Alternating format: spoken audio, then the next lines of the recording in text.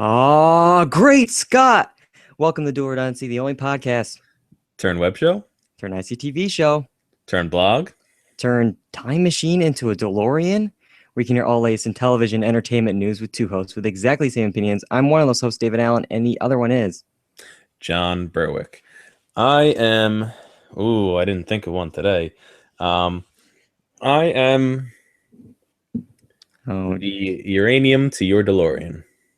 all right. Oh, All it's right. plutonium, wasn't it? Oh no. We got to go back in Um, time and restart this. If only we had a time machine to just restart that opening. Because John, I don't know if you're ready for a 2-hour podcast. Yeah, I mean, we're just gonna say it right up front. This is gonna probably end up being 2 hours. We did it before with Ghostbusters, and that eclipsed the length of the movie. So it's an inevitable. It's gonna happen. Yes, we're talking Back to the Future. So if you don't like Back to the Future, this one might not be for you, because that's all we're doing this week. Celebrate the 30th anniversary. Let's see, on July 3rd. It's just a few days away as the time of recording. 30 years ago, this movie came out, and 24 years ago, when I was born, it had a profound impact on my life. And yeah, we're just gonna go through the movie scene by scene, and we're just gonna just have some fun with this. Ask stupid questions. Talk about favorite moments. We'll nitpick here and there. We both love the film so much that we're gonna make up some stupid questions and things that everyone's like, okay, it's a movie, but like, no, for us, this is important, right, John? it's important as can be. As important as can be. Yeah. So back in episode 9, almost 100 podcasts ago, we talked about Back to the Future. That was only for about 15 minutes. That was just a segment. This week, it's 2 hours. Before we start, if you're listening to this on iTunes, it's going to probably be compressed there. So why don't you head over to YouTube? That's where we're recording this live in a Google Hangout. Much better quality there. You can listen to it in all of its glory, and all of its 1.21 gigawatts, gigabytes, whatever it turns out to be. All right. So before we get into the film, maybe we should probably talk about our connection to the film and what makes this film special to us to do a 2-hour podcast on it. John, why do you like this movie? Well, I think the good place to start would be the first time I saw it. This is one of those movies where I didn't see it all the way through the first time I saw it. I saw it in bits and pieces for the first few times, and then I finally sat down and watched it all the way through. And I liked the idea of they didn't just tell a story, but they pulled back in other parts of its own story and showed cause and effect, and not just across this movie, but the whole trilogy. But they did a good job with little Easter eggs of things that changed because of the movie. Yeah. I mean, this movie, to me, like, you hit the nail on the head. We're going to talk a lot about this. There's so much stuff in it where it foreshadows other moments in the movie, in the trilogy. Everything in this first movie. No matter what you say about the sequels, because there's some hits and misses in there. We're not really going to talk about sequels today. But with this one movie, everything that's in there needs to be there, and it's the screenplay is just there. All the moments, it's a really just well done film. Yeah, and this was one of the first movies I saw, and that's probably why I have such a connection to it. I didn't have much TV growing up. I only had like the one channel. Didn't see that many movies, whatever we had on VHS. And I believe my aunt had this VHS. I was probably 3 or 4, probably too young to be watching this movie. But I was watching it, and I just used that tape so many times, rewinding, because that's all I had. But then I really just grew to like this movie. I wanted to be Marty McFly. I wanted, to ride my skateboard around and hang out with my dad when he was a kid. There's just so much to it. I wanted to be him, and yeah, it's just ever since then. I'm speechless, and that's a problem because it's a 2-hour podcast. We got to talk about this movie. I don't even know what to say. One of our friends, Jeremiah Panhorse, he sent in his connection to the film, like why is it important to him. And he said, I've seen Back to the Future more times than should be allowed. As a kid, I remember wanting to be Marty. I would practice his skateboard trick where he flips the board to his hand many times. Now when I watch it, it transports me back in time when I was a kid. It's a priceless classic, and I hope they never remake. I completely agree with all that. Yeah. Let's not even talk about Yeah. that. Let's not even jinx it with even bringing up a possible remake. No, it's not happening. But yeah, the movie transports us to another place and another dimension, another time. Now let's go back to 1985 and let's talk about some basics about the film here. This movie, when it opened, they thought it was going to be a flop, and then it turns out it spent 11 weeks at number one and the fourth highest opening weekend of 1985, and it was the top grossing film of the year, and it beat such classics as Rambo: First Blood Part 2, Rocky IV, The Color Purple, and The Goonies. I guess that was a pretty good year for Sylvester Stallone there. Yeah, right. He still lost to Marty, but yeah, Rambo: First Blood Part 2. I don't know how you can have a First Blood Part 2, but and then and Rocky IV, yeah. And then this movie made over 381 million on a budget of about 19 million. The adjusted gross on that is about 479 million dollars.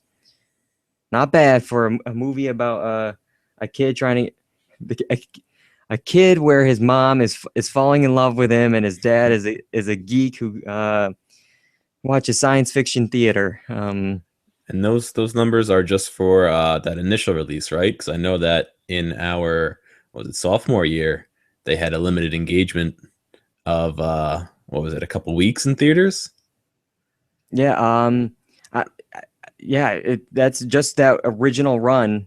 Back in the summer there. That's not even counting the DVD releases, the 25th re-release. I'm sure the 30th anniversary we're gonna have. Probably later this fall they'll probably re-release it. And I think it was only playing in like 1,700 theaters. It wasn't playing in the 3,000, 4,000 that we have today. So that's pretty darn good. Yeah, but I remember us. We were there. It was pretty packed.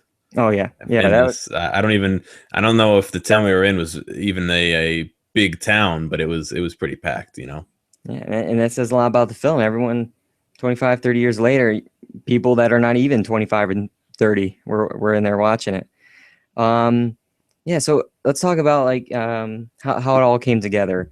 Bob Gale, one of the writers and producers of the film, he found his high school yearbook, his father's high school yearbook, and he was surprised to find out that his father was the president of his graduating class. And he was like, well, I had nothing to do with my president of my graduating class. Would I have been friends with my dad back in the day? And that kind of got the ball rolling for this script. And they talked with Columbia Pictures. They had a deal for a script back in 1980. It took them 5 years to get this thing off the ground because for the most part it was not sexual enough for it to be released. In the 80s, you had films like Porky's, you had Fast Times at Ridgemont High, all these films, and people kept saying no, it's just not, it's not what everything else is out. And then they all said, you got to go to Disney with it, and then Disney's like, a mom falling in love with their son, nope, it's too risky. We don't want it. So it was just in this development, just all these problems. They wanted Spielberg to help out Robert Zemeckis, and Bob Gale.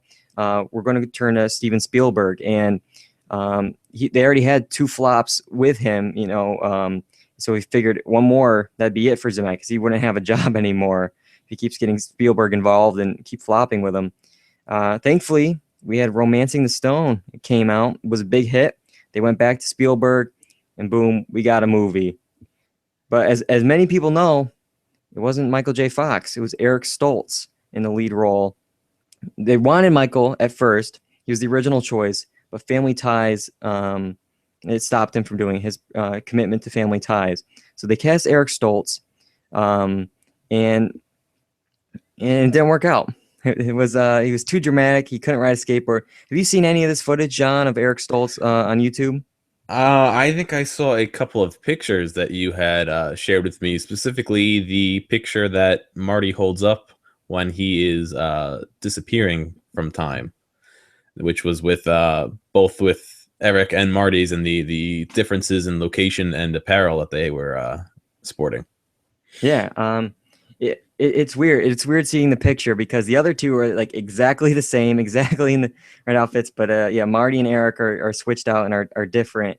I know they shot a lot of important scenes with Eric. I believe they shot some of the climax. They shot the film or the part where he originally goes back in time, back into the 50s at the mall. They shot a lot of expensive stuff. They shot 4 weeks with him. And to start over, it would cost $3 million on a budget at that point of 14. So, that's a month they have to redo here. But they wanted this film with Michael. I mean, it just wasn't working with Eric. He just wasn't getting the humor of the character. And this actually kind of works out. Like, there's a lot of things we're going to talk about today where it's like, if this film was the original script that we had, it would not have probably been the hit that it is. There's a lot of changes that just happened like this because they stalled with 4 weeks with Eric. Michael J. Fox, his commitment with Family Ties, one of the other people on the show, was out of maternity leave, so she was back. It allowed Michael to have some time. He pretty much did it right after Family Ties and on weekends, but they worked it out. They shot for about 100 days. They ended on April 20th. Now, it was supposed to come out in May, but April 20th, that's not enough time. So they pushed it to August, but after the first test screening, it went through the roof. It was huge. So they moved it to July 3rd, to cash in on 4th of July. And they had sound editors in there, 24-hour shifts. They brought in more editors, like just to get the film ready. I mean, that's crazy. Most films, it's like, The Avengers was shot 2 years ago, and obviously there's a lot of special effects in there, but still, to go from April 20th to July 3rd, all the cuts and edits and scoring, it was quick. Maybe they had a time machine behind the scenes. So John, I don't know if you have any other backstage info, but I'm ready to jump right into the film here. Let's do it. Let's get going. Let's get going. You're ready. You're looking at the clock and you're like, uh-oh, we got 2 hours of this. All right. So the film opens up. We're in Doc Brown's garage, and this shot, when I'm a kid, I'm like, oh, okay, it's kind of boring. But watching it now, there's so much in this one continuous shot. It's one shot, and it's done. There's so much information. We find out, the Brown Mansion was destroyed. We find out the date of the film. We find that there's missing plutonium, and that we find it underneath Doc's bed. We meet Marty. I couldn't even imagine. They have all these clocks all set to the same time. This was back before effects and stuff. I can't even imagine the pain in the ass it was to make these clocks be the same time, because if they screwed up this shot, this one continuous shot, they had to turn them all around. All the clocks, yeah. This is one of my favorite shots because I think it really exemplifies what Doc Brown is as a character, as a very eccentric person with all these little, very fine detail items, which are all painstakingly set at the same time, and he has the automatic feeder for Einstein, and it's crazy. It's one of my favorite shots. Yeah, and this all we can talk about eccentric Doc Brown here, because with these clocks, we later find out that Doc Brown's experiment worked, and that they're all exactly 25 minutes slow. What the hell kind of experiment was this? But I was just like, yeah, good job, Doc. You put the clocks 25 minutes slow. I'll do that right now on my phone. I'll say I'm in Los Angeles, and it'll be 3 hours behind. like I don't. I'm trying to think if there's some kind of gravitational Earth rotation he was working on.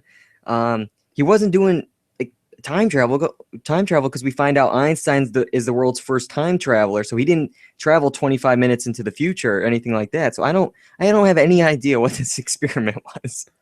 Ah, maybe he slowed time for his house. I I don't I don't know. know. Just for that one house because makes Yeah, Marty right. late for school, which is weird. So Marty, I mean, when I went to school, I woke up at the very last second I had to.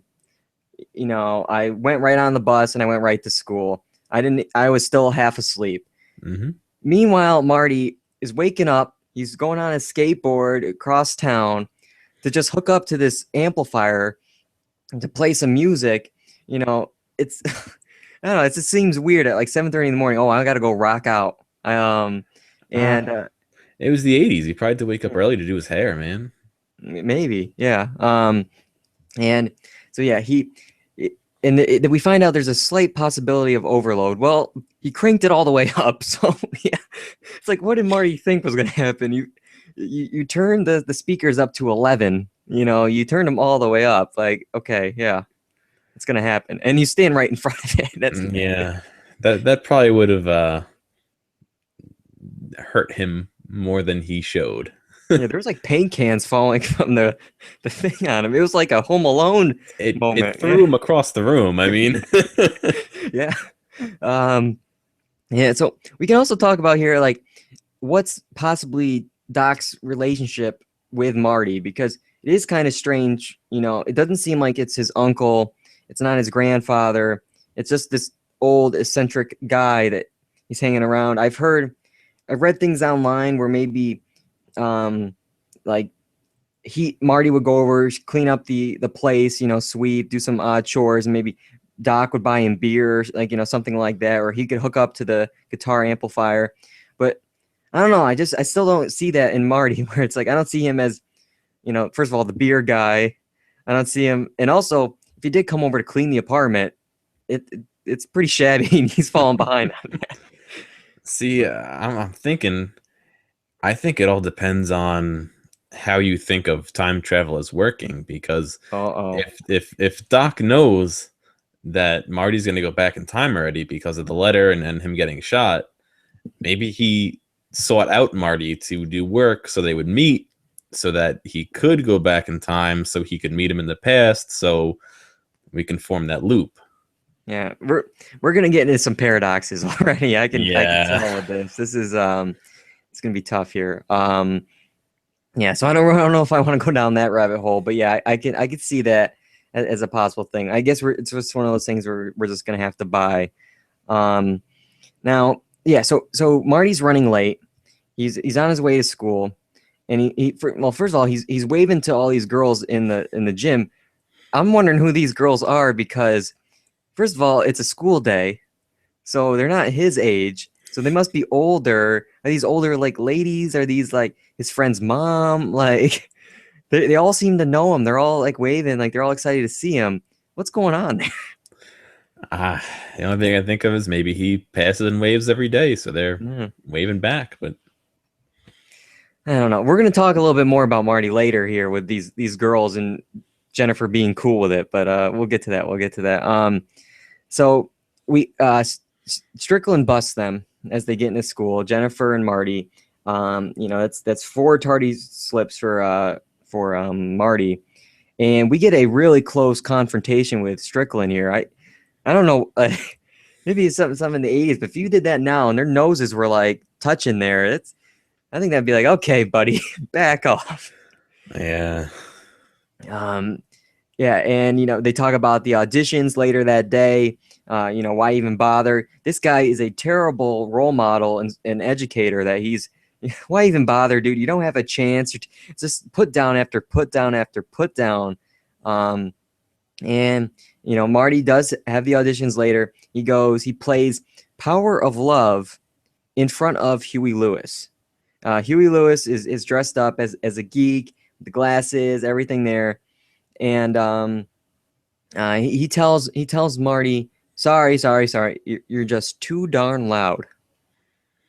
Like, what did they expect at this this from a bunch of kids. from a bunch of kids at a school dance for a band? Yeah, they're gonna play loud. Okay, so you're telling them if they just played quieter, they would get the gig? Like, I don't know. Like, what kind of music are these guys expecting that they're gonna play in the '80s here? Couldn't tell you. Yeah, I would assume that would be exactly what everyone wanted, but yeah, they're gonna be playing Earth Angel at this thing. Yeah. So, all right. So he doesn't get it, and he's walking home from school, and he's just "Oh, I'm not sending in the thing to the record company. I'm not gonna do it." He's down on himself, and Jennifer's like, "Oh no, you got to do it." It's like you're always saying, if you put your mind to it, you can accomplish anything. Now, this is when these girls from the aerobics class walk by, and he's staring right at their behinds. And then Jennifer just moves his head, like, "Oh, what are you looking at?" Kind of thing. You, I, from what I know, she would not be happy about this. Most girls, or guys, with their girlfriend, wouldn't want them checking out another guy or a girl. But Jennifer's cool with it. I don't know. What do you think about just Jennifer in general, John? I don't know. I was gonna say that maybe they're not quite that together, but then in a few minutes they Marty talks about taking his car up to the lake with her. So that kind of seems pretty serious to me. So I don't know. I don't know what's going on. Well, maybe that's just this thing with all the aerobics girls. That's how they're getting their exercise on the weekends, Uh-oh. is bringing them up to the lake. Uh-oh. And it's weird too that it's oh, I'm gonna go camping with the guys. I don't even know what guys. I didn't know he had friends. Like, he has Doc and he has Jennifer. That's it. But Jennifer actually was originally this actress, Melora Hardin. I believe she was in The Office and a bunch of other shows. She was actually cut along with Eric Stoltz because she was casted when it was Eric. And Michael J. Fox is pretty short. I think he's like 5'4", 5'5", and Jennifer would be way too tall for Michael. So she actually got cut because of her height. I feel like there's been plenty of times where Tom Cruise, and he's another short actor, they just they dig a hole in the ground for the other actress, or they put him on apple boxes or something like that. It just stinks to be cut for your height. Yeah, but the other thing is, there's a lot of scenes of them moving around. Yeah. I don't know. They could have done some movie magic. So they're on the bench, and they're trying to talk about the lake. They're all excited for that, but then we get interrupted by this "Save the clock tower! Save the clock tower!"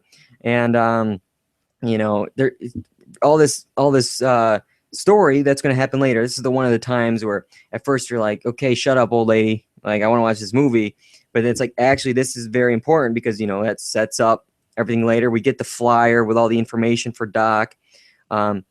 We Marty just gives her a quarter. I don't know why they're adding up this money. It's one thing if they were on the side of the mayor to replace the clock, because then they would need the money for the project, but they're against the project. So I don't know what this money is going for. And I don't know what a quarter is going to do for that. She seems happy. But yeah, I don't know. And one last thing from this scene I want to point out. So we're in the time that you're already laughing. Yeah. Do you know what I'm going to bring up? I see your notes. Yeah. See, I know. So 1985 isn't doing too well for Hill Valley here. It's kind of a rundown place. In the middle of the town square, there's a movie theater, and they're playing a movie. The title of which is Orgy American Style. What is this? And how is this allowed in the town square? Normally, it would just say XXX movie. Like, I didn't know there was theaters like this. Just it's like a local Regal, an AMC. Here we go. We got that new Michael Bay movie, Orgy American Style. Like, what? could just imagine if it was made by Michael Bay with all the lights and Explosions and oh, geez. I don't even know what type of film this is. It's like I don't like orgy American style. So we're in America, like it's just call it orgy. I don't know. maybe Uh, foreign ones are different. yeah, orgy, First Blood Part 2. Whatever. Nah, all right.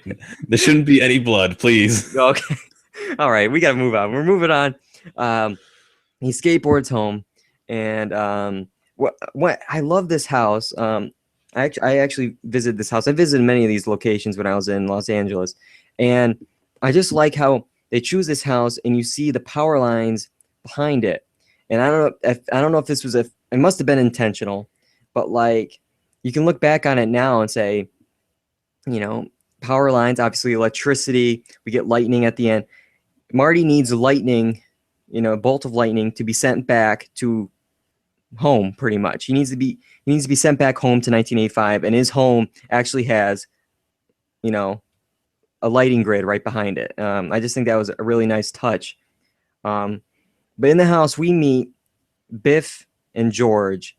All right, so what do you think? This is our first introduction into these characters. What do you think about Biff and or George? Um, George seems like he'd be an alright guy if he wasn't, stuck under Biff's boot, which I guess is kind of what we see later. But yeah, Biff is kind of a not so nice person. I don't know if I can say the word I wanted to say. He's a butthead. There you go. He's a butthead. But yeah, Biff is actually he's named after Ned Tannen, who is a Universal executive who was aggressive towards Zemeckis and Gale on a past project. Originally, it was supposed to be J.J. Cohen, who will later play. He'll play Skinhead, one of Biff's gang members. And it's another height thing. It was originally JJ was not big enough up against Eric Stoltz, so they hire, they hire. I'm forgetting his name right now. I should know this, but yeah, they get Biff, and that was it. They got him, kind of thing. And if maybe they started with Michael, this actor would not, which I can't believe I'm forgetting his name right now. He would not have gotten this part, and that's crazy to me that again it just happened to work out this way. That Thomas F. Wilson, there we go, got the part. Then we also we got Crispin Glover as George McFly. You're talking about this character here. Supposedly he improvised many of his mannerisms. The geekiness, the shaking of the hand, stuff like that. But Zemeckis jokes that he endlessly threw a net over him because he was completely wrong 50% of the time with his interpretation of the character.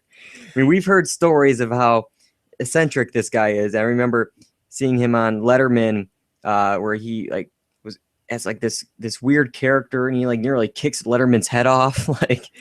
He's out there, and I could see that already in this George McFly character. I like the amount of awkwardy kind of shakiness that he had. I thought he did an all right job. So that's with the net on him. Yeah. I don't know if I could see him being crazier though. Yeah, that was that was him at 5 on the dial, not up to 11 like Marty cranked the amplifier. That was just 5.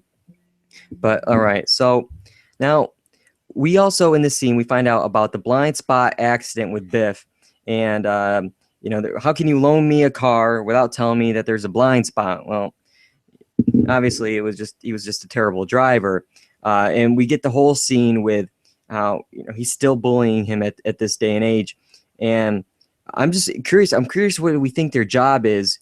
That George is. I guess, is he writing these reports because he has to have time to get them retyped? He says retyped instead of just typed. So does that mean they were already typed, and then Biff is going to get them retyped? I don't get why you need it's one thing back in the 50s where you have to change your handwriting. But if they're already typed, you're fine. You're fine, Biff. Like, Maybe Biff has a different typewriter that has different fonts. I don't. I don't know. I don't know. Come on, Zemeckis, let's get him on the call. What were you doing? What is this? This makes no.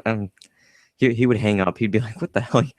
Move on, guys. Move on." All right. So now we're sitting down for dinner.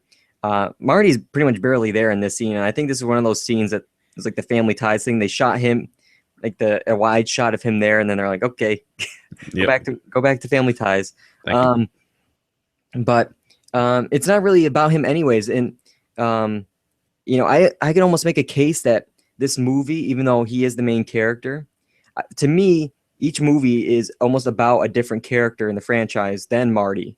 I think this first movie is like George McFly, his story. It's the change of George McFly. The second movie, I think, is Biff is the main guy, and then even the third one, it's Doc. It's Doc falling in love and choosing to go back or not. So, Marty's just a vehicle. Ooh, there you go. He's a DeLorean vehicle, and this scene has a lot of that foreshadowing, seed planting that we were talking about earlier. We get the whole thing about Uncle Joey. We get the Enchantment Under the Sea dance. It's really cool that all these things are being set up here, and then we get the joke, the punchline later on in the movie. Even when we're talking about George, where they're like, "Yeah, I don't get what were you doing in the middle of the street, bird watching?" And he looks, what? And then you're like, what kind of reaction is that? Like, what is that? And then we later find out, because he was being a peeping Tom, and that's why he's like, what? Yeah. But yeah, I really enjoyed this scene and just all the setup and just the back and forth. Like at first you're like, who cares? And then later on, it's important.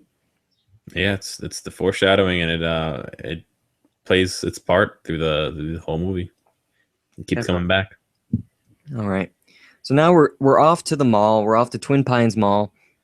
And it's interesting. So we pull up on it, and Einstein's just sitting outside, and I guess Doc is inside the time vehicle inside of a truck. I don't know how he got in there.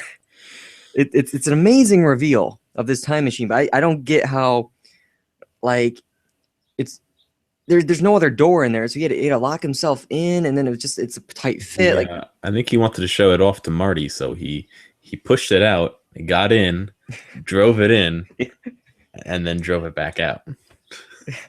And turned on the fog machine and drove it back. Yeah, like he could have gotten some carbon monoxide poisoning with all if he's stuck in this box within a box within a box with all the smoke machine, and yeah, that's not good, Doc. You have to be careful. Yeah, he might go crazy, right? Yeah. Now, so Einstein's there. I completely forgot this until I did some research. Do you remember that Einstein was originally a chimpanzee? I think I remember you telling me that a while ago, but I wonder if that was inspired by the chimps that they sent up to space being the first space travelers. Now they could be the first time travelers. That's certainly possible. And then the original time machine was a fridge. It was a refrigerator. Like these two things right here. I know the chimp maybe not so much. It would have just been weird. But the time machine. I mean, like I got this everywhere here. I mean, this would not be a cool toy if it was a fridge. Okay. You pull some Kingdom of the Crystal Skull refrigerator, Yeah, and it's interesting because they nix it now. They don't do it, and then almost 30 years later, Spielberg does that in Kingdom of the Crystal Skull in the fridge. Supposedly, they were concerned back then that kids would maybe accidentally lock themselves in refrigerators, and then they also said that time machines need to be mobile. They have to be able to move around, because it would just wouldn't make sense. You got to be able to move it through time and space. And sets it up nicely for the train too for the third movie, which I don't know if they were thinking about it at that point, but yeah. All right, so And then talking about other first choice here, um, Doc was originally going to be John Lithgow, of the Trinity Killer from Dexter here. But again, it just lucked out. He just was unavailable. I mean, it would have been sure. I'm sure he would have been good. Be interesting to see that. But John Lithgow and Eric Stoltz versus Michael J. Fox and Christopher Lloyd. I think we said it with the Ghostbusters podcast, but it would be interesting to see another cast. But I couldn't imagine the movie any other way. They wouldn't be the same movie. Exactly. Yeah, what each character did with this. I mean, I have read the script and stuff, and there's been points where it's like, it's a good script. It's obviously great, but it's so much about these performances. All these things have to come together, and what these guys did with their own take is just great. And Christopher Lloyd, especially here, he supposedly took Albert Einstein and conductor Leopold Stokowski, and he mixed those things together. And I still get chills every time where he does his big broad movements and he's like running back and forth. And Marty's trying to keep up, because he's going this way, he's going that way, and he's kind of just just moving around. And he just goes, this Saturday night we're sending you back to the future, and he conducts his arm and he just looks right into the camera pretty much, and then he's like, whoa, he's all zoned out, what he just said. And it's I can't imagine this without Chris Lloyd. Now they do this test with Einstein, and I don't know if you know this. Originally, in the test screening, they didn't tell the people the movie what it was about. They had no idea. You go into the movie and you're just watching, and you're finding out as you're watching. They were actually scared for Einstein. It was very tense because they expected the dog to be, hurt or even killed. But thankfully, that was not the case. Thankfully, his calculations were correct. And we're going to talk about this right here because, first of all, this is a great quote. And throughout the podcast, we're going to come up with other quotes and we're going to rank them at the end. But he says, if my calculations are correct, when this baby hits 88 miles per hour, you're going to see some serious S word, some serious stuff. And now he makes them stand in front of the car as it's coming at him. Okay, first of all, you put your dog in this thing. Your dog could be, dead by an explosion, by being lost in time. There's so many things that could go wrong with this. A car crash. Yeah. Even simple, like a car crash of your dog in a car coming at yourself. You're gonna commit suicide with a car coming at you with your dog in the driver's seat. All because of his calculations. He says in the film that this is the first thing he's ever gotten right.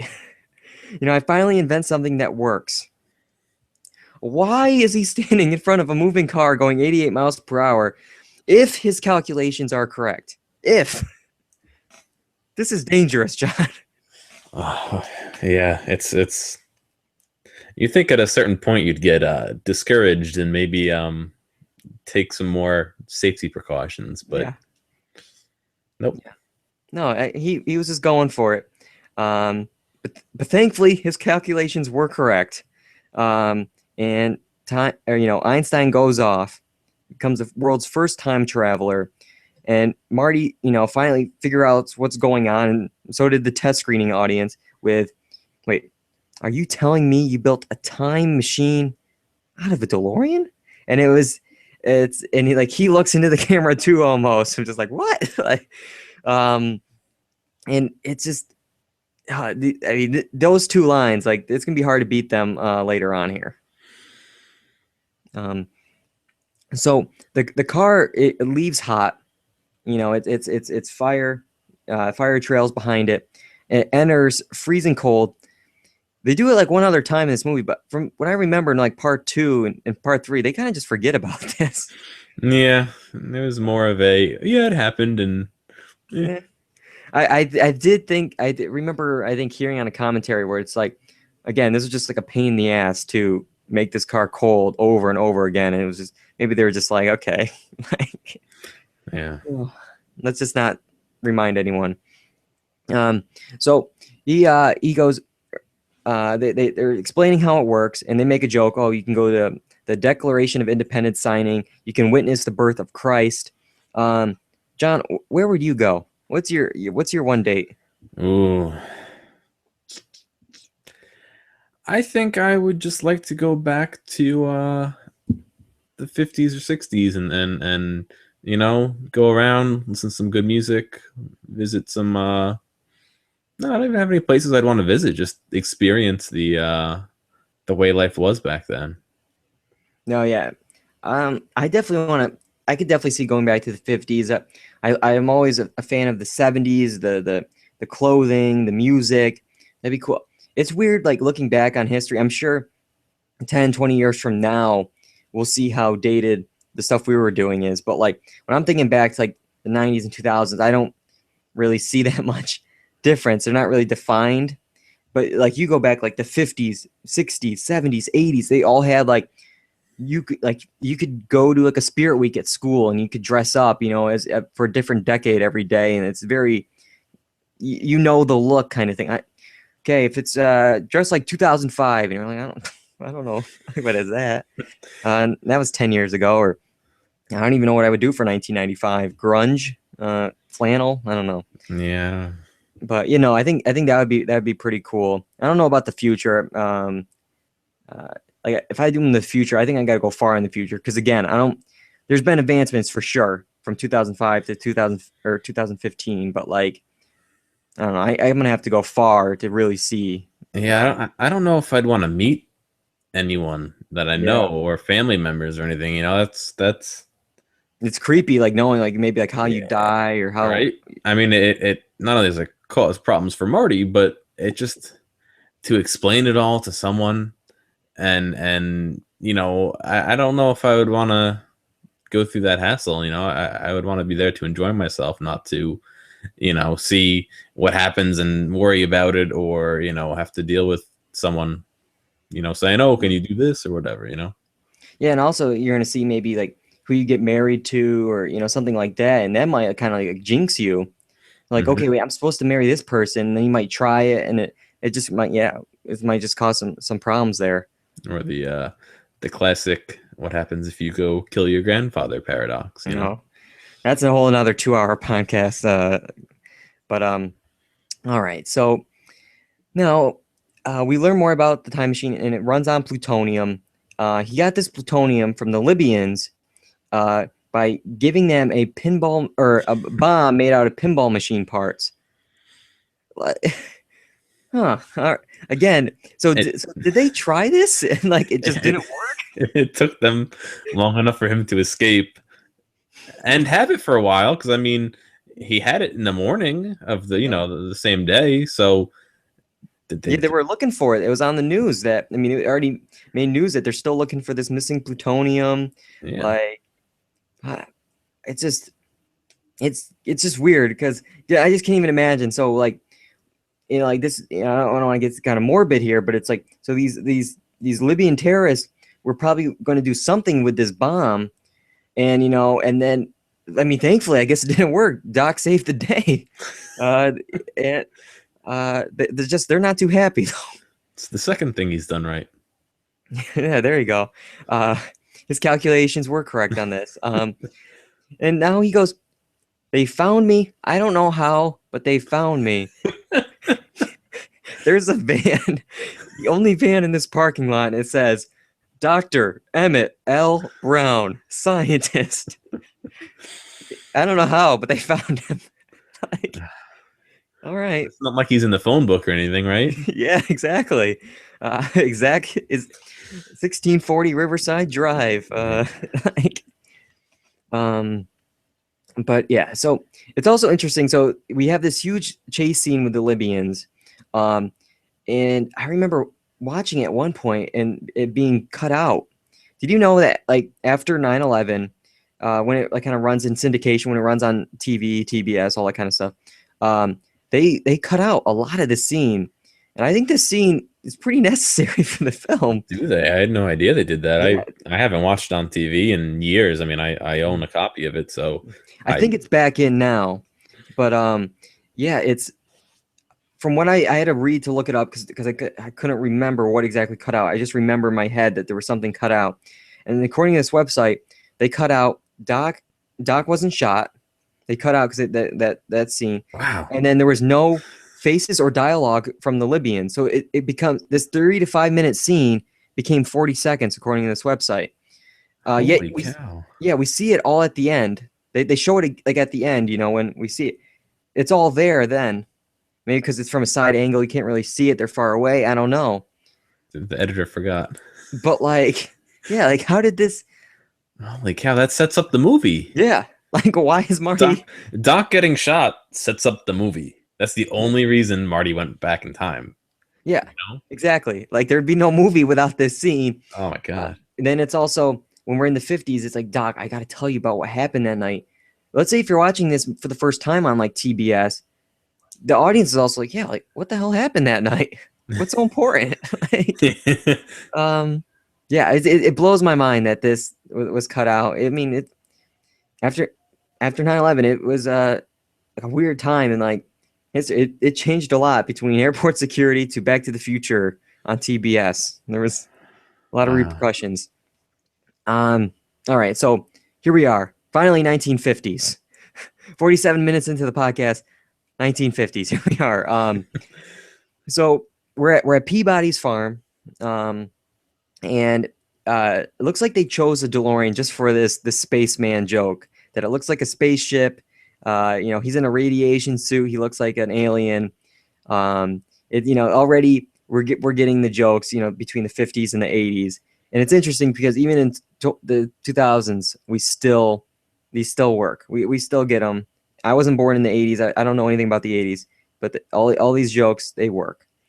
Now they speed off and he runs over the pine, and this is like one of those details that you may not notice on the first time, but on the third or fourth watch, he had the crazy idea about breeding pine trees. There was 2 pine trees, now there's 1. So Twin Pines Ranch, which becomes Twin Pines Mall, is now Lone Pine Mall at the end, and it's these small little details that this is what makes the film important. It's special to me because, again, I've watched this movie probably 88 times, and every time you watch it, there's something else you notice, and that if these things weren't in there, I'd watch it twice and be like, okay, I got it. I don't need to see it again. Yeah, it always leaves something for you to look for on the subsequent watches and saying, yeah, I saw that last time. Now I'm seeing it from the other side where, it's not just at the end. Oh, that's why. It's, I can see the initial, the cause, and then the effect. And what's nice is sharing those with other people too while you're watching it. Definitely. Yep. So now we get to outside of Lyon Estates. That's where Marty lives. And we see nothing there except for the signs Lyon Estates. The car stops working. It says plutonium chamber empty. But it's interesting because, in the beginning, when we were talking about the time machine earlier on, Doc says, Marty asks, does it run on normal gasoline? And he's like, no, it requires something a little more kick, plutonium. So we see it not working here. But then in part 3, this is where it gets fishy. He's like, okay, we got Mr. Fusion. We can go home. The gas line's ripped, but Mr. Fusion, we're good.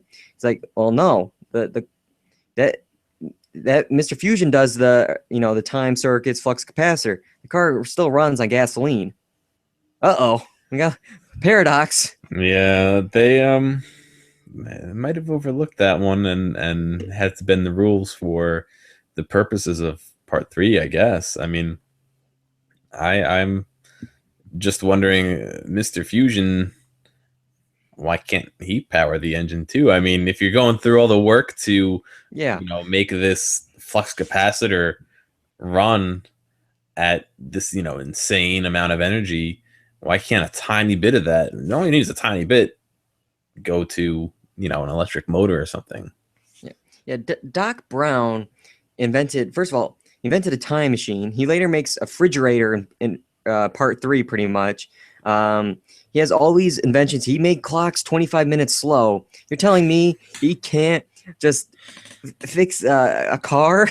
You know, he's the town's blacksmith. He's a mechanic. He can't do this. Oh, all right.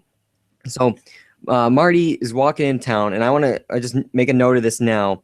Lion Estates is 2 miles away from the town, so we're gonna remember that later. All right, so we're in Hill Valley now, and we're exploring. We got Mr. Sandman playing. We go to Lou's Cafe here, and we're gonna keep a running tally because Marty's wearing his trademark. He has his vest on, his red vest. I want to keep a running tally of all these life preserver jokes, all these life vest jokes. We get 2 in this scene. They really like this. The writers really wanted to hit this one. So it's like, first one, like, what happened, kid? You jump ship, and then when Biff's cronies come in, he goes, Dork thinks he's gonna drown. All right. I also, Michael J. Fox can wear this denim on denim thing. He has the denim jacket with the denim jeans. I've tried this. I can't pull it off. What am I doing wrong, John? I don't know. I know one of my friends from high school, his father would always wear this, and we'd always call it the Canadian tuxedo. Yeah. Yep. I just don't get how he makes it look so cool, and I do it, and it's like, what is this geek doing? What is this guy? But good for him. Now, Luke gets pretty pissed off at Marty here. It starts off fine, I guess because he ripped up his phone book. He took a page out of it. He's like, you gonna order something, kid? And we get the famous scene of, okay, give me a tab. I can't give you a tab unless you order something. Give me a Pepsi free. You want a Pepsi, you're gonna pay for it. We get these jokes. Some of these might not work now. Like I just happen to know. I just happen to know tab. But that's not really here. Pepsi free. Yeah. I don't think this is the one part where it's we're on the border of maybe not working. Maybe 5 years. People will be like, "What the hell is he talking about?" Yeah. We're on the street now. Marty is chasing George, and yes, he's in that tree. He's bird watching. Now, here's a fact that maybe you guys you might not know this, John. I went to this actual avenue, and really because I happened to be in Pasadena that day. That's where they filmed it, and I was really close to it. And because it's not just one house on this street, all the houses are on this one street. You have Lorraine's house, like 2 doors down from that is George McFly's house. Obviously, you have the tree he falls out of right across the street from Lorraine's. You also have Biff's grandmother's house, like 2 houses from Lorraine's house. We see in part 2. I mean, they must really love this street. They shot everything here. It's a very important street to history, because Marty pushes George out of the way here. And this is just such a great moment. The way they shoot it, where it's like they push. Marty falls down, and we see George's head just boom pops up in the frame, like that was not supposed to happen, kind of thing. And this is just, I love this moment. And we get Stella. Another one of these damn kids jumped in front of my car. You know what I'm gonna say, right? Yeah, I know. Good. Another one of these kids. So, I'm sorry. Let's see, Mr. Baines. Another one of these kids. Maybe the fault isn't these kids. Maybe it's you. Another one of these kids jumped in front of your car. Maybe you jumped your car in front of these kids. Okay. But all right. So Marty's out, and he wakes up, and he thinks it's all a dream. His mom is talking to him. Don't worry, you're just safe and sound now, back in good old 1955. And whoop, he wakes up, and he sees his mom, who's so hot, thin. Like that's just like an awkward thing. Like even I know we're getting in some risque stuff here, but like I don't think I would ever refer to my mom as hot. Like, I don't know. Like, ugh, yikes. Um, and also his pants are off. This is so.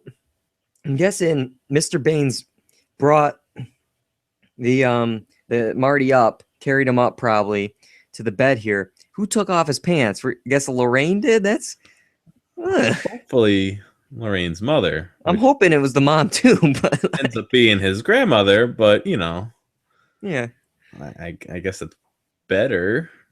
Yeah. I would have loved to have seen this scene with George. Just this whole Calvin Klein, like, awkward thing on the bed. Because Marty obviously wasn't having it because he knew this was his mom. But like, just Lorraine throwing herself at George. I think it would just been an interesting like dynamic here. I'm sure he would have just been, yeah, okay. Like, Yeah. lips sealed. All right. Day. You can call me Calvin. You can call me whatever you want. Like, but he has to go down for dinner. He puts his pants back on. He puts the life preserver back on. We get another joke. Oh, how long have you been in court or something? So he's, Coast Guard. And he's like, oh, Navy, or it's like, again, that's joke number 3 for this life preserver.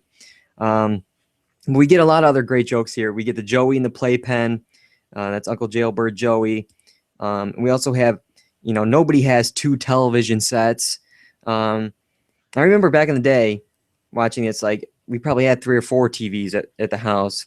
We were probably only 2 really hooked up to get channels. But now it's weird now because we're almost becoming the 50s where there's less and less TVs, I feel like. Everything is with computers, with tablets, with phones. Like, sure, we have a TV, but at this point, like I'm gonna just Chromecast on. I'm not. Yeah, well, I'm thinking there's 4 TVs in my house, and I personally, the computer I'm running on right now has 4 screens. Wow, that's not even all the monitors I have either. I have another. You must be rich. But yeah, I don't like this kid. This kid in the Davy Crockett hat. He's just so full of it. This guy is like, I've seen this one. He's like, what are you talking about? It's brand new. Yeah. What's a rerun? Like, he's just like, shut up, dude. You just met this guy. It's not all about you. But yeah, so we also get the joke, of where's Riverside Drive, and it's it's right by John F. Kennedy. It's John F. Kennedy Drive, and he's like, who the hell is John F. Kennedy? Now this father, I'm interested about this father because he says this kid's an idiot. Lorraine, if you ever have a kid that acts this way, I'll disown you. Well, he does. She does have a kid that acts this way because she has Marty. Did this ever happen? Did she get disowned? We never do see the grandfather in the future. Yeah, I mean, he's not there. And they were gonna have a cake for Uncle Jailbird Joey. Maybe he would have been the grandfather would have been there too as a family event, but not there. Maybe he just didn't make it. He hit another kid with a car, and he's behind bars too with Joey. All right, so let's see here. So we're going over to Doc's house now, and now it's his mansion. And he pulls him in because he wants to try out another invention on him. We see Puppy Einstein. There's no way that this can be Einstein, right? There's no way. No, that's tough. That's got to be the previous or the twice previous dog. Yeah, because 30 years. That's what, like 120 in dog years? Like, no, I'm just thinking. Yeah, one of my dogs lasted like 15 years, and that was. That was a long time for the dog, so yeah. It had to have been at least the one prior. Yeah. We also get another life preserver joke. We're up to 4 now. Doc's like, let me guess, you want me to donate to the Coast Guard Youth Auxiliary? No, he's not in the Coast Guard, Doc. You're wrong. And now we're comparing notes. he's trying to convince him that he's from the 80s. And we get, who's president of the United States in 1985? He's like, Ronald Reagan. Like, The actor? yeah. First of all, Marty's so excited. He's like, I got one. Like, I got the answer right. I know it. Mm-hmm. I know the president. It's like, good job, Marty. But yeah, Ronald Reagan, the actor. This is a great line here. I'm trying to think, what would, if we, well, I mean, it would be, I guess, if we went back to the 50s, if we said, I don't know, who's mayor, Barack Obama. If I don't even know, first of all, he wouldn't be alive, but they wouldn't know who he is. But yeah, I'm trying to think, like, so today, 30 years from now, what is it, like Chris Pratt, the president? Like, who's, oh God, please don't. who's president of the United States in now? That would be crazy in 30 years from now. I don't know. Seemed like you got something, John. Not even gonna go there. Okay, probably good. So now we pick up the car. We watch the tape, and we get the famous 1.21 gigawatts. And I just love Marty going, what the hell is a gigawatt? And they're freaking out like, I can't believe I did this. Now, it's like, you're stuck here, Marty. I'm sorry, you're stuck here. And then he says, well, I got a life. I got a girl. She's crazy about me. It's like, look what she wrote. And like they show this piece of paper, and I don't know, Marty is really into this because all it says is I love you. That's a big thing to have those words. But it's not like a sonnet. Like, it's not like, look what she wrote about me, Doc. Look at this poem. Look at this manifesto. Like, no, it's I love you. Like, yeah. Little jot, pick up some milk. Love, Marty. It's like a little thing, but he's really excited. But yeah, we thankfully we have the flyer. We know the information, and this Saturday night we're gonna send him back to the future. Marty wants to hang out, but Doc's like, no, you gotta stay home. But no, unfortunately, he already bumped into the parents, so we have that. There we go. We have to get the ball rolling here and getting them back together. So we go to school. We go to Hill Valley High, and we meet, Geeky George, and Marty tries introducing to Lorraine, and it's just not working. And we get some great lines here at the school. First of all, we get, wait a minute, Doc, are you trying to tell me that my mother has got the hots for me? And I think you brought up these quotes. You want to share these quotes? Yeah, sure. When Marty's realizing what's going on, he says, "Oh, this is heavy," and Doc keeps asking him through the whole movie. Is there a problem with the Earth's gravitational field in the future? Or weight has nothing to do with it. And I like those lines that show Doc being misunderstanding the lingo of the future. Yeah, like I didn't know this is heavy was a line in the 80s, but to Marty it was. And it's just fun, like, to have this. Yeah, like, weight has nothing to do with it. And we also get a line from Biff because they're in the cafeteria. Marty has this altercation with Biff because he's really going on Lorraine here. He sticks up for her, and since you're new here, I'm going to cut you a break. And he says, so why don't you make like a tree and get out of here? That's just, I think, just such a funny line for the character, that he's that dumb that he doesn't even know how that thing ends. And then, it's kind of becomes a running joke throughout the trilogy where it's, that's funny as a screen door on a battleship. And he's like, submarine, you dork. Like, it's, but, all right. So, George is just not, he doesn't want to do this. He does not want to keep getting rejected. So we get this scene here of Marty. He gets the idea because his favorite show is science fiction theater. He's going to dress up as a spaceman and try to convince George that he has to do this. Now, before we get to the scene, this is mind-boggling to me, and I think this would make this film. It was the #1 film of the year. This would make it the #1, or on the bottom of the list, the exact opposite if it had this title of Spaceman from Pluto. This was a title that Sidney Sheinberg, one of the execs, told to Zemeckis to change. Spaceman from Pluto. Now, this Sydney person did have some good input. It was mostly changing names though. Like this is what execs I feel like do. It's like, oh, like originally Lorraine was Meg, but they changed that to make it's actually Lorraine is Sydney's wife. Doc Brown was changed from Professor Brown. That was a big change. That's a good change. I like that. And then the dog was from a chimp. So those are some of his changes. But yeah, he changed this title, and the best is I guess Spielberg saw like because he got involved because Zemeckis was like I can't do this. Like, no. So he gets Spielberg to help him out, and Spielberg writes a memo back and said, "Oh, such a funny joke. Thank you so much, Sydney. That was a good laugh. Thanks."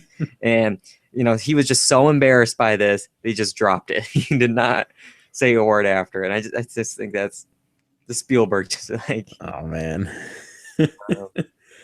But yeah. So we get this whole thing of Darth Vader from planet Vulcan. I'm really curious of what George, because I'm sure he went to see Star Wars and watch Star Trek just to be like, wait a minute, because like he'll remember this moment where an alien came down to melt his brain.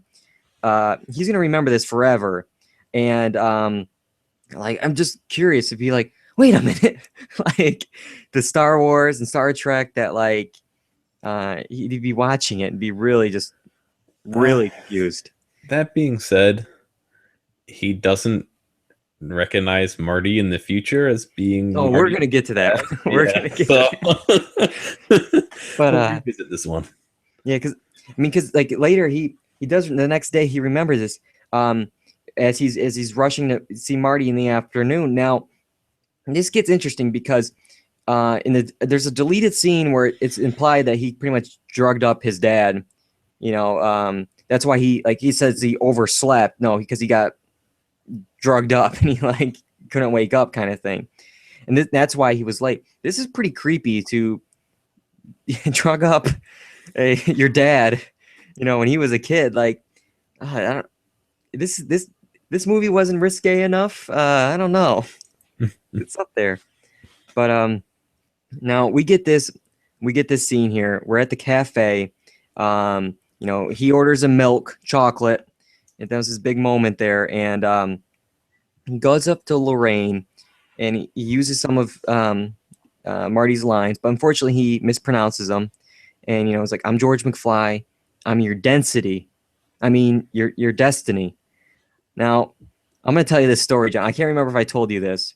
So I've met Lea Thompson, and I when I saw her, I told her how much of a fan I was, and I go for a picture, and as I'm taking as I'm taking the picture, I go, oh man, this is my density, and then like she does not say a word. So two things either happened. One, she didn't hear me because like I didn't like yell it, but like I said it kind of thing. Mm-hmm. Two, she heard it and was like, all right, kid. or three, because like I told this, I think I told my boss this, and he was like, she wouldn't remember this line of dialogue from 30 years ago. I'm like, no, she would remember this line of dialogue because not only is it one of the biggest lines in the film, but no offense to Lea Thompson, but like this is her role. This is what she's known for. This is it. So it's like, for me, if I was known for like, it's like the soup Nazi in Seinfeld. It's someone going up to him saying no soup for you. Like this is. Yeah, that's you.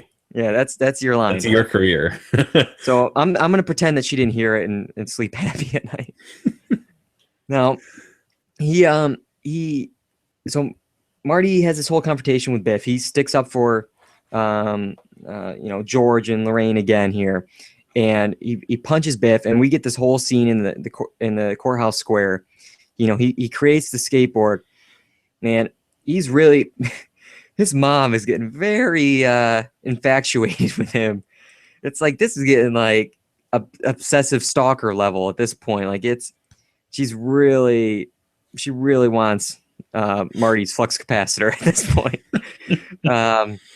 Now I'm wondering, how is this possibly okay that Biff is just like driving around through bushes, Like the police, like I'm sure maybe we weren't there at the moment, but like I'm sure Biff would gotten somewhat in trouble for this. His license would be taken away. He wouldn't be driving to the dance in part 2. He's just tearing up this middle, this square, and I don't know, but for some reason there's a manure truck parked in the middle of town that's filled. They're just sitting there, and they crash into it. In a funny scene, and they yell stuff, and they I don't even know what they would air on the TBS version. Do they yell stuff? They yelled shoot. Oh, shoot. Okay. I don't know. But no, I mean, after 9/11, you can't yell shoot on TBS. But I don't know. Yeah. So we got a little bit of a mess there. So let's go over to Doc's garage now. He's rewatching the tape over and over. He doesn't want to know about the future though, but he's trying to figure out from the tape. And he also spent most of his day building a model, not up to scale, not painted, but none of this was necessary. I don't know why he was doing this. For a 5-second demonstration, he spent a lot of time on this model of the town square. It's a nice looking model. Yeah, I mean, it looks great, but it's like, what are you going to do with this now? I guess you could have it because it's the town square, but who knows if part of it also caught fire when he did the electricity. Like, he put a lot of electricity into a single nail. Like, I don't know. He hooked up like a car to it. Now, this scene, I just want to point out, I could be wrong with this, but you're going to have to correct me if I am.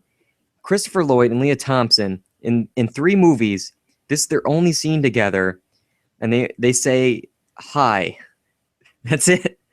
For pretty much, the main characters, they all have at least a scene together, a moment, something, but no, they just say hi to each other back and forth, and that's it. For 3 movies. Next time Doc sees Lea Thompson, she's out cold, right? In the beginning of the second movie, is it? No, that's Jennifer. Oh, it's Jennifer. Yeah, yeah. It's not even. Yeah. It's not even. Yeah, no. Yeah, they don't ever say anything to each other. Then, yeah. Yeah. So that's it. Now we're gonna do some laundry with George, and I just love this scene how it was directed because as they're doing this, he's explaining the plan, and girls kind of get angry when you start taking advantage of them, and he's like, wait, you're gonna touch her on her, and like he's holding up the bra in his hand, and it's just like little details like that. It really accentuates or punctuates the joke there. We also get a line here, if you put your mind to it, you can accomplish anything. Now this is interesting because this is almost like time is a flat circle in True Detective so like I believe he got it from Doc first, and then he tells his dad this. Then his dad will tell him this, and he like at the end of the movie, he's like, "It's like I'm always saying, if you put your mind to it, you can accomplish anything." And it's just like this weird, this line that keeps going in circles here, that everyone takes credit for. All right, John, can you believe it? We're about at the dance here. We're almost at the dance. Yeah, almost. We're almost there. So they're setting up in the courthouse square right before the dance here, and it is strange how he's setting all this stuff up, especially like a day or 2 after there was just this like crazy car chase throughout the town. They're letting this man just put up all this wiring, all this crazy stuff. Sure, the police do come up to him and is like, oh, you got a permit for this, and in a deleted scene we find out because he looks through his wall, and everyone somebody asked me, he's like, well, what was he doing there? Because he doesn't have a permit, like. Yeah. But no, he's in a deleted scene. He's giving him some money. He's got a permit with whose face on it? What value? Ronald Reagan. Yeah, Ronald Reagan's face on it. No, I don't even know who would be on it. Like, I guess it would be the same. Yeah, I guess because Andrew Jackson, Hamilton, they're all old enough for the 50s. But yeah, I don't know. It was probably something like a 20 that was like really a 50 in that time or something. Like. Yeah. All right, so we're at the dance, and Lorraine's up to park. She's drinking, she's smoking, she's you're beginning to sound just like my mother. She's really not the Lorraine. It's interesting because so in the opening scene, she's like, "Oh, I never parked. I never did this. I never chased a boy." She's just lying to her kids because it's clear that she did a lot of things. Well, she says, I'm 18. It's not like I've ever parked before. Yeah. Well, wonder who she's parking with. And she kisses Marty, and it's she's like, "It's like kissing my brother." What? I'm hoping just on the cheek. Like when have you kissed your brother on the lips like that? This whole family with all this Freudian Oedipus kind of things going on. I don't know. Yeah, it's good that George didn't like come up at this moment to deliver that line because it would make no sense. Like Lorraine doesn't want anything, and it's just like, "Hey, you get your damn hands off her," and he's like, "What?" Like, so that's good. So Biff does come instead, and we get this kind of scene. It's pretty intense. We're gonna get to this like repercussions for the family later on. What Biff may have been doing to Lorraine here, but Biff's gang, he takes him and they throw him in the trunk of a car. They lock it up, and we find out it's for Marvin Berry's band. But explain to me, why are the keys in the trunk? I couldn't tell you. I know. No, I couldn't tell you. Sorry. Like their trunk is open as they're all sitting in the car. I think presumably getting high, or at least smoking cigarettes or something. Like Biff didn't take it out and throw it in the trunk. I don't remember in that much detail to be able to say he did or didn't. I mean, you're right. But I do think it's. Oh, maybe it was already open, but it's just weird that the keys would just be sitting there as they're sitting in the car. Maybe they would have the keys in the ignition, listening to music or something. I don't know. But yes, we get this scene here. And George finally, he goes to the car. He says the line, and he sees, "Uh-oh, it's Biff," and this is such a moment. I get chills watching it. It's this punch. It's like heard around the world. He does it, and it's like we get a spin, and it's just. I know we saw it in the theaters for 25th anniversary, and I just recently actually saw it. They played it at the Tribeca Film Festival for the 30th, and I watch it, and I love this moment in the theater because this moment happens, and the place just erupts in cheers. Oh yeah, it's just a great moment to be in the theater and just see George just lay one on Biff, and this is the thing that just changes everything for the McFlys. So now we're back at the dance. Marty has to step in as a guitar player because Marvin somehow cut his hand opening up. He sliced it. I don't know what he was opening it with. But like a screwdriver, no? Yeah, but like he sliced it pretty bad. I don't know. Yeah. That must be a sharp screwdriver. So he's gonna play, and he finally got to play at the school dance. So take that, Strickland. He got it. And they're playing Earth Angel, and then this where it gets weird. This redhead just comes in and interrupts the dance between George and Lorraine, and this kind of becomes like a thriller at this point. Like the music is like, dan, and then like there's like this laugh of like, and it's like echoing, and they're George. Yeah, it's just like, for me, this is like one moment like, I don't know if this work, like it's, you want that dramatic thing of like the music, but it's like, who is this guy?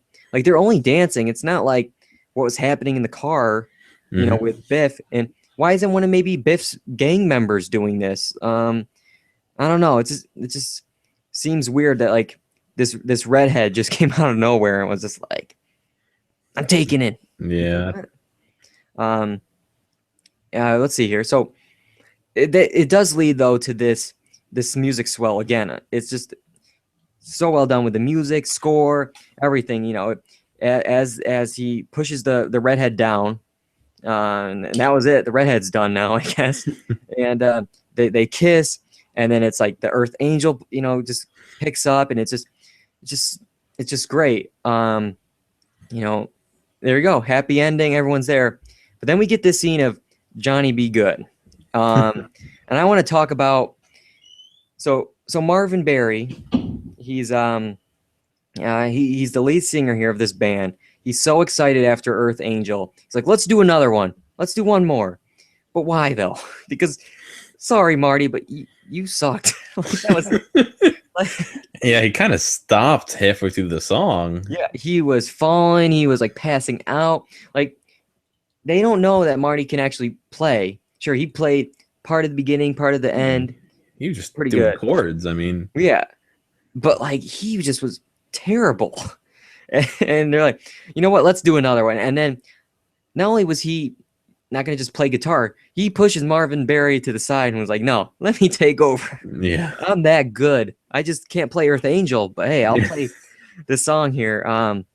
And he invents rock and roll. He's, just going, he's going crazy here. Marvin is excited. He's calling his brother Chuck Berry. Again, it's just a fun reference because it's one of those things, like it takes a second for you to realize what's going on. Okay, Marvin Berry. Hey, Chuck. And it's like, oh, Chuck Berry. It's just really kind of just, it just works here.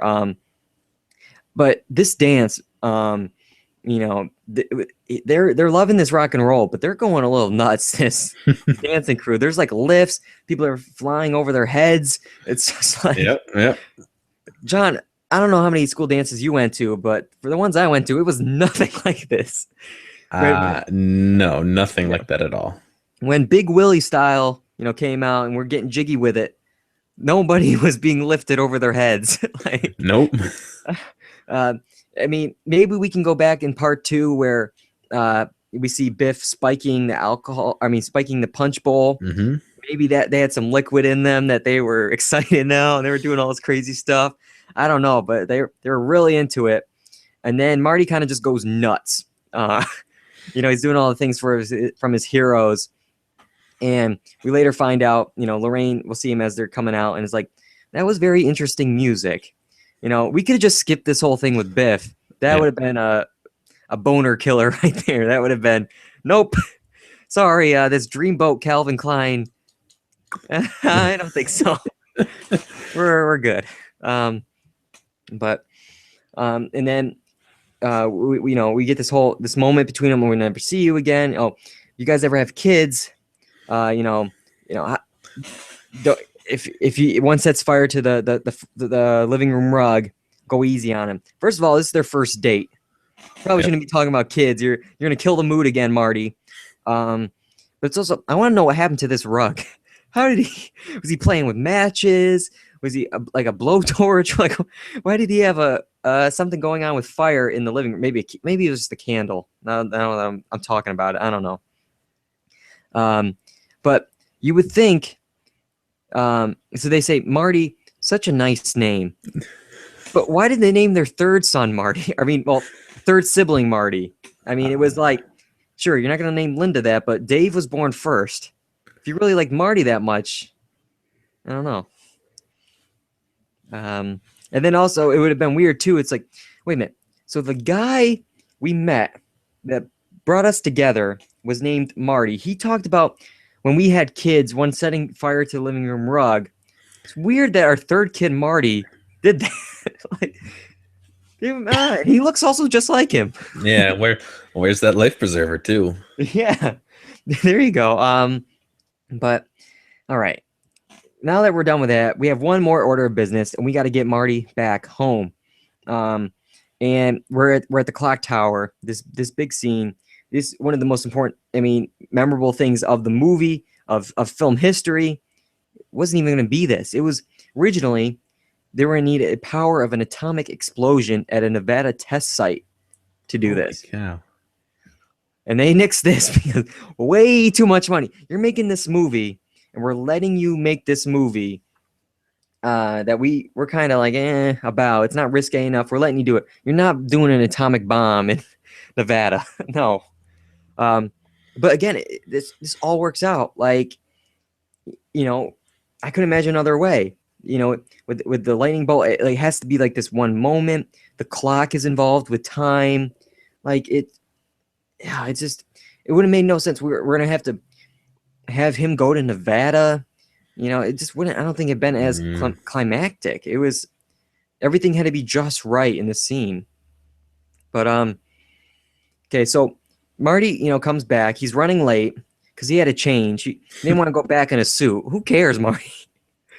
You really got to get the denim on again. Like, who's gonna see you when you arrive at 1:30 in the morning in 1985? Nobody is gonna see you in a suit. That bum. Well, I guess, but that you don't want to be seen by that bum because come Monday morning when they see that the church is or actually Sunday, it was on Saturday night. Like, he goes Sunday morning, oh, the church is busted. Who did this? Oh, it was the guy in the denim vest or the denim The life preserver. You want to disguise.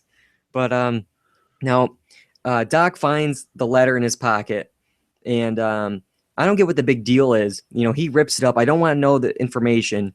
Why don't you just leave it sealed? You put it in a file somewhere, a lockbox. Give it to Western Union, which you did in part 2, and tell them to give it to you at 1985 or something. It just I don't know. It seems weird to me. But now, so the clock goes nuts. It's 10:04 is the time he goes home, but it's at 10 o'clock. The bells start going off. This is weird because it's Saturday night. Turn that off. the bells I hear in town, they normally will stop at like 6-7 o'clock. Like, they don't want to wake people up in the middle of town at 10 at night. But we have to rush now, and he slides across the car. Have you ever done this, John? No. I've tried it once, and it doesn't work as good. It doesn't work well at all. No. It does not work. I don't know how he did it. Good job, Marty. He slides across the car. He gets to the starting line, and he's just like, darn it, Doc, why do you rip up that letter? Wait a minute. I got a time machine. I'll go back early and warn him. And he says, 10 minutes ought to do it. All right. So he types in 10 minutes, and the clock goes from 1:35 to 1:24. That's 11 minutes. So you got it wrong. Your calculations were not correct. So he does 10 minutes. We later find out it would not have been enough time. I don't know what Marty thought, that he was gonna rush over there, see himself, yeah, right. I don't know. I guess he would have been driving. He would thought the car would still be working to get there. I don't know. But yeah, that's interesting. Now everything that could go wrong in this scene goes wrong. We got, the car stops, the wire falls. We're lucky he's in Los Angeles, and there wasn't any traffic for Marty, to get behind. That would have been some ending where the lightning strikes and it's just some random, Hummer or something that drives by. Now, yeah, so 10:04 p.m. This thing, I didn't even write any notes for the scene because it's like every time I watch, I just am sucked back into it. Like, it's just it's so gripping. Like, every time I watch, I'm like, is he gonna do it? Is he gonna do it? And it's so well done. 10:04 p.m. Now, John, I'm sure I told you this. I'm a little mad. I'm mad at my mom still. Now, I was born November 10th at 10:11 p.m. Okay, I guess it was maybe my fault that I didn't come out at 10:04 p.m. I was late, but I think it's my mom's fault that she couldn't have waited 2 more days. Just 2 more days. I could have been born on November 12th. It would have been close to 10:04 p.m. Oh, how awesome would that be? That would have just been weird. But yeah. So Doc's really excited. He sent him back. If only he knew he would have to do it again. And we look up the clock. We get a cool transition. We're back in 1985. The church is just destroyed now. And he arrived, even though he said it for 11 minutes, it's now 1:23. So it's 12 minutes now. And remember back an hour and 30 minutes ago when I talked about how it was 2 miles from his house to town? Yep. Well, the mall was farther away. Yep. So let's just say 2.5 miles. He now, as He ran 2.5 miles to the mall from the town square. He didn't have a skateboard or anything like that. 2.5 miles in about 10 minutes. That Just about. he should be on track. Like he's good. He's fast. That's like a 4-minute mile. Yeah, right. But yeah. So we get the scene now. It's Lone Pine Mall as we discussed. We see the shooting. Now he's at the top of this like hill, and can you explain to me why he like has to like fall down the hill, like roll down? Like, No, I have no explanation. like it's first of all, it's dark. You know, the Libyans are not going to see him because he's, he's far away. They're in the middle of a car chase. Like he just has to roll down the hill for some reason, and they crash. The Libyans crash into this like film kiosk thing. There's no fire. There's no explosion, so they're still alive. Yet he's okay with it. He's running to help Doc. It's no longer a problem. No longer a problem. The Libyans are, I guess, gone. And we see that there's a bulletproof vest. And I don't want to spoil Back to the Future Part 3 for anyone, but I think this is another thing that's so cool because we get to a lot of parts where history kind of repeats itself in this trilogy. And it's just, what saved Doc in the first one is what saves Marty in the third one. And it's just again, so well thought out. He taped up the letter. Everything's fine, fine now. And he's going to go 30 years into the future. Somehow he changed from 25, when he talked about in the first scene, where he was going to go look up the World Series, all the winners of the World Series, which is interesting because that is the plot of the second movie. They didn't know at this moment that that would be the second one. But for a man who doesn't want to find out about how he's going to die, he's willing to find out about the World Series, though. At least in this film, yeah. All right, so now we're home. Marty wakes up with his alarm being set at 10:28. Again, Marty cannot set clocks that well. He says 10 minutes, it's 11. Instead of 10:30, it's 10:28. It's lucky, though, because Huey Lewis plays as soon as the clock turns. The song starts. Now, this place has changed because of George's actions here. And this is where I really want to talk about because, so Marty, it seems like a good ending. Everything seems good. But now Marty has now lost 17 years of his life and family memories. Like, I'm sure some things still happen. They probably still went to, Disneyland at a certain moment or whatever. But I'm sure a lot of things are different. A lot of different experiences. And he has no recollection of any of those now. Yeah, that's crazy. It's not one of those things that you really think about while you're watching the movie. You get to the end of the movie and you're like, resolution, everything's, like you said, everything's fine. But no, he has the incorrect 17 years of his life. So yeah, thinking back to, what happened in 5th grade or whatever, now no longer potentially is different, most likely is different just because of the way his family is obviously different people, so his outlook on events would probably be different for him as well. Yeah, it's just really interesting to think about because the ending paints it as like a happy ending. I mean, it is, but like he has a car, so if screw the 17 years of my life, I got a car now. I can go up to the lake and get jiggy with Jennifer up there and the aerobic girls. But yeah, and then we also get to a point like we briefly talked about this. It's weird that they don't recognize Marty, or at least we don't see that like moment because sure, it's 30 years ago and it was only a week, but it's like this guy had a pretty big impact on their lives. It was Marty that put them together, and then it was so much so that George wrote his first novel on it, and the cover has, Marty in the Darth Vader costume, a match made in space. So again, it's weird that they're like, wait a minute, the guy we knew 30 years ago that wanted to go by Marty looks just like our kid, has the same interests as our kid. He plays guitar, he skateboards, like He's named Marty. yeah. You know, yeah.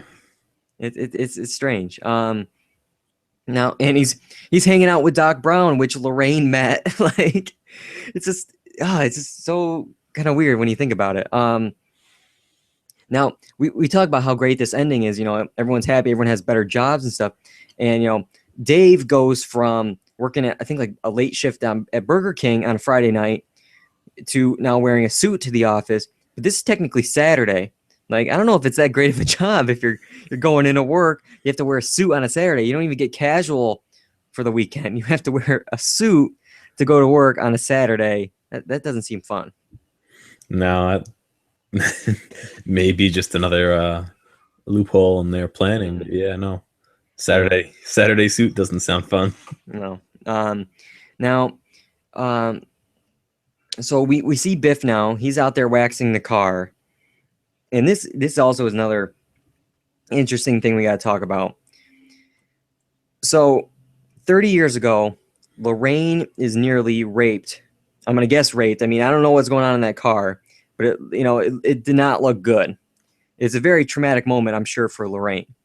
Why are they still hanging out with Biff? Why are they letting, like, I'm sure George punched him and stuff for Lorraine, but you would think, I mean, what we see in the second movie, he's still kind of a jerk, and he's really like this bad guy still. It's not like he became this kind of nice, friendly guy that we see at the end of part one. He's this terrible person again. It's just weird that, yeah, he's still around the house. He comes in and out. He whacks our car. It's like, what? Like, this guy is a bad guy. Get away from him. Yeah, no, I agree. That's not something that I would do. Yeah. So he's out there waxing. Literally 2 seconds later, he gets this package and he signed for it and he brings it in. Yep, there's the book, Match Made in Space. And then, he says, oh, you're all waxed up, ready for tonight? Marty has a new car. He's so excited. And, Jennifer's there. He's sorry for sore eyes. He acts like you haven't seen me in a week. No, I haven't. And we see, Lorraine and George looking at those two. And then out of nowhere, the DeLorean comes up, crashes into the garbage cans, makes all this noise. I find this interesting that they were just at the door. It's not like they went into a different room, into the bedroom or whatever. They didn't even see Marty even out there with Jennifer. They were just out there. And there was like a car crash in front of their house. They don't care. No one cares. Yep. No one cares. All right. So it's also weird too, because in the 1985 that we see in the beginning of the film, the Lion Estates doesn't look like that great of an area. Like it's promised as a great area in 1950, but it doesn't look that great. Even with all George's success, he still lives there. Like we find out in the second movie that they don't live there in this alternate timeline. It's like more of a slum, and Marty goes into a different person's house. So it's been interesting too. I guess they just needed him. That would have been too much going on at the end of the film. Yeah. All right. So here we go. We got the ending. They make this big joke. You got to come back with me. Where? Back to the Future. They have to go. Right now for some reason. Yep. They have a time machine, but they have to go right now. Marty just got back, but no, we got to go. Let's go. A lot of people think that this was like a thought out plan, like it was like the Star Wars, trilogy or the 6 films. This was a joke. They kind of just did it as like a fun thing. Well, like here we go. It's just a little joke, getting the crew all together that they're going to go on another adventure that we see off screen or something. Because they joked that they would never have Jennifer with them. And when we get to part 2, let's see, 4 years from now for the 30th anniversary podcast, we can talk about how immediately they drugged up Jennifer so they don't have to deal with her. They're like, nope, gone. Yep. But yeah, so Doc also says, both you and Jennifer turn out fine. It's your kids. Something has to be done about your kids. I'm going to say Marty did not turn out fine. We see, he's not having much of a great life. He's living in Hilldale. He's working, with getting bossed around by needles. Like he got into a car accident because people kept calling him chicken. Like, Yeah. which we didn't even. That's a part 2 thing we got to talk about when we get there. Yeah, so it's interesting that like it's not his kids, but it's also him. He's not doing too well. But we finally they're like, you better back up. Not enough road to get to 88, and they Doc says probably one of the most famous lines of the film: "Roads, where we're going, we don't need roads." And boom, they fly away.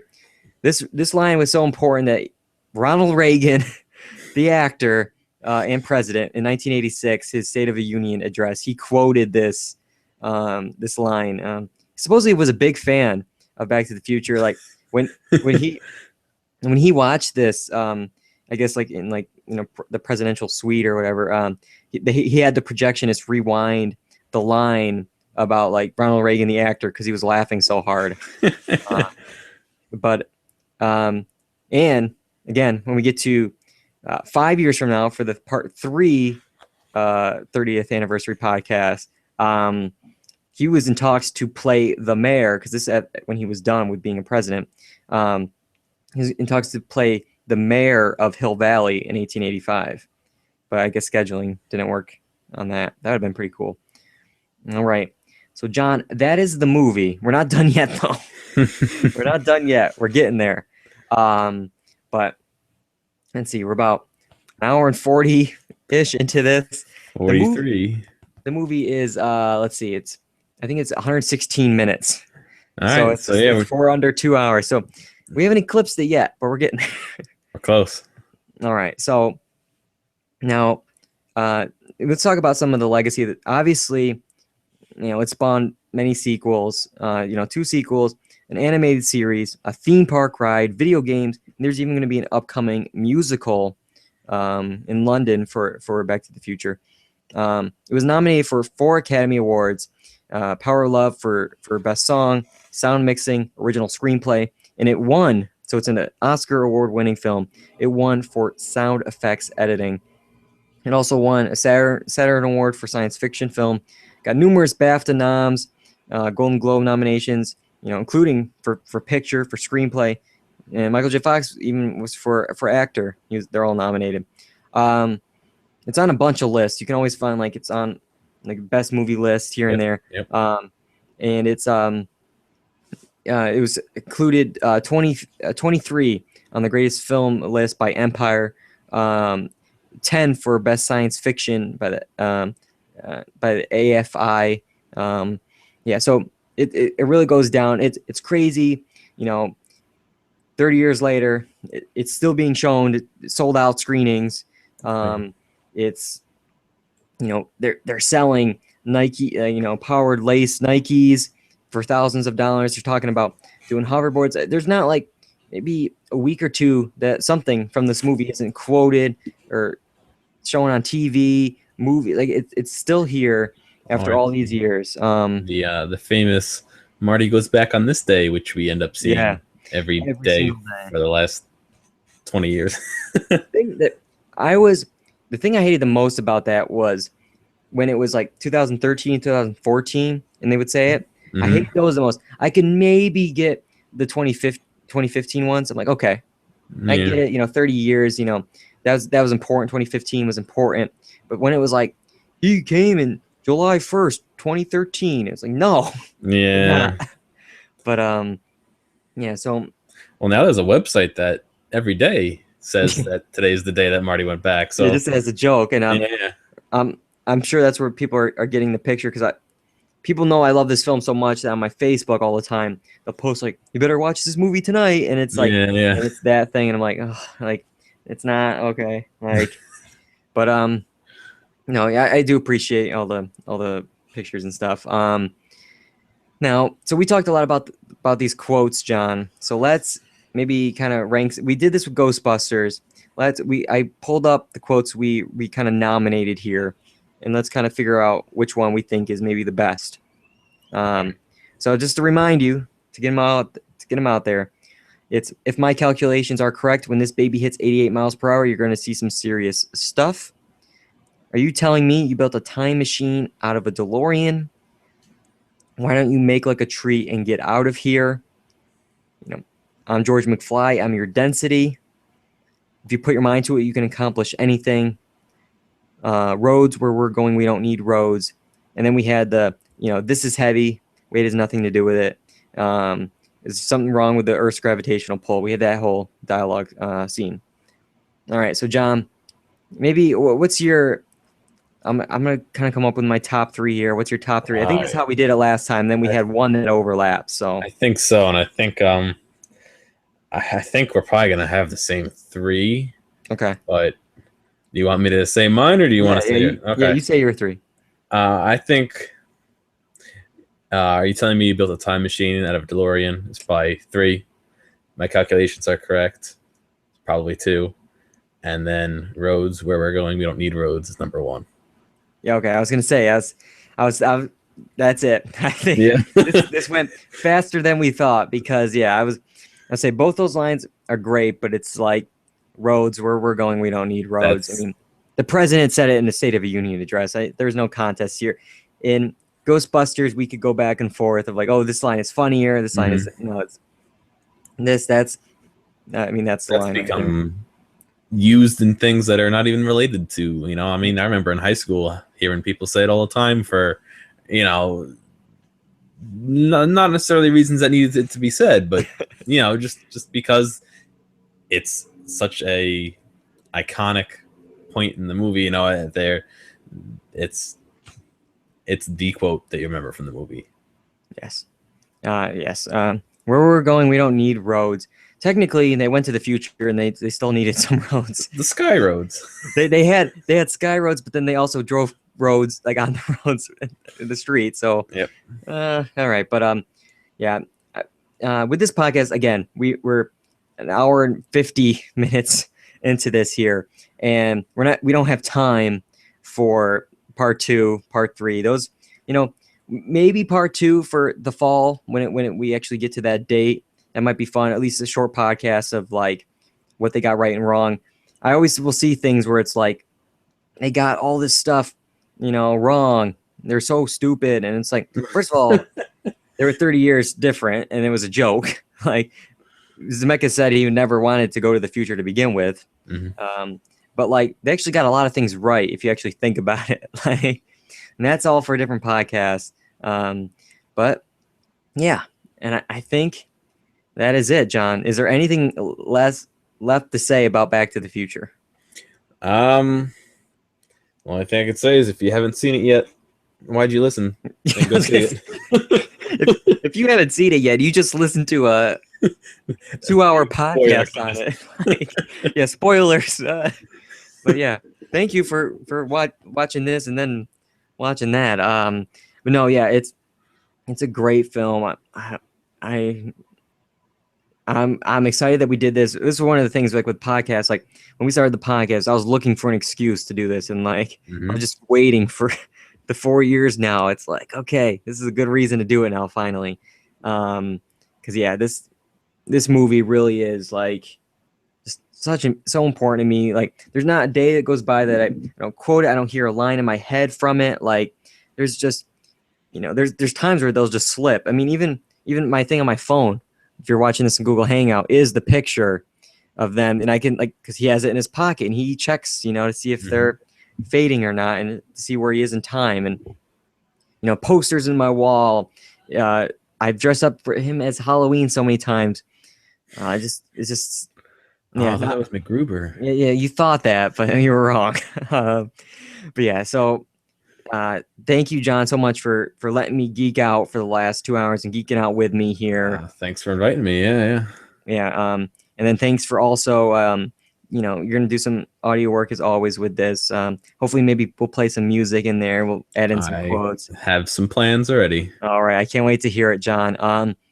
Now, last time we did this, we did Ghostbusters, and you can go back and you can listen to that. I think that was a fun discussion that we did on Ghostbusters. That episode, you can find it probably easy either on iTunes, on YouTube, youtube.com/duredundancy, or on the blog, duredundancy.blogspot.com. It's there, to check out whenever you have a moment. We really want to hear what you guys thought of this episode and maybe other movies that we can do.